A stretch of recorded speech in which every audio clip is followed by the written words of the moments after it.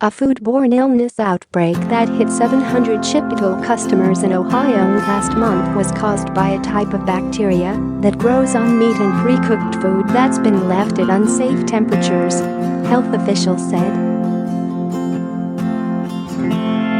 According to the Centers for Disease Control and Prevention, customers' stool samples tested positive for Clostridium perfringens, a bacteria that thrives at temperatures between 40 and 140 degrees Fahrenheit, a range known as the danger zone among food safety experts. While the agency didn't identify the specific food involved in the outbreak, the likely culprit is meat that was left out, not cold enough, and not hot enough for several hours after it was cooked, said Lee-Ann Jaykus, a food microbiologist at North Carolina State University.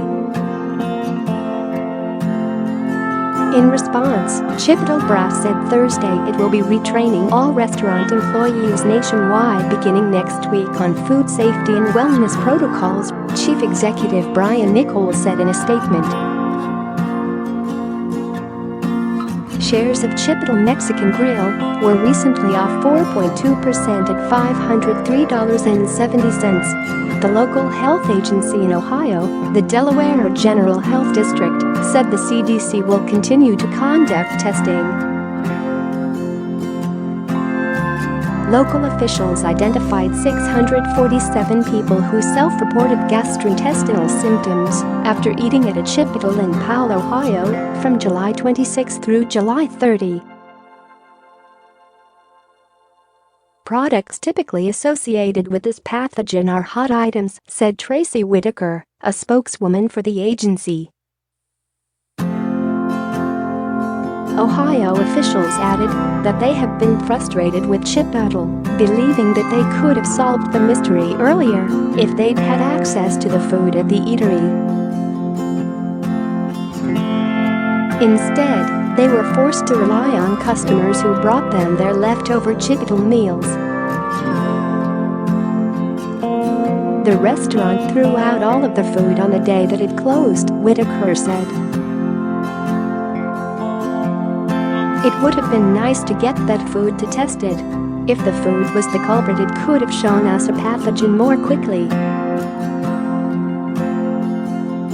Food safety experts agree. If you even think that your product is associated with an outbreak, you don't throw it away, said Jaykus, adding that a lawyer might say something different, but from a public health standpoint, you don't throw it away. Chipotle did not immediately respond to a question about its protocols. While there is no FDA requirement for restaurants to preserve food that might be involved in a food-borne illness outbreak, public health consultant Roy Costa told the Post that doing so could help investigators quickly identify the problem. When you have an unresolved problem like Chipotle's earlier outbreaks and the problem keeps popping up, you have to question why they haven't gotten to the root cause, Costa said.